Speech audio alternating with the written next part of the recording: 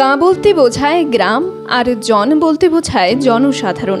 এটি হচ্ছে প্রধানত গ্রামীণ জনসাধারণের উৎসব, তাই নাম হয়েছে গাজন।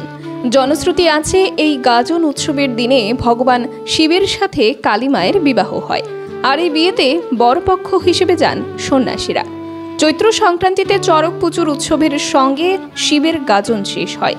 এই গাজন তথা চড়ক উৎসবকে কেন্দ্র করে বাড়ি বাড়ি গিয়ে কিশোর কিশোরী শিব এবং গৌরী সেজে ঢাকুরিয়ার ঢাকের তালে তালে নৃত্য করে 1 মাস ব্যাপী, এবং এই 1 মাস ব্যাপী নিরামিষ আহার করে তারা।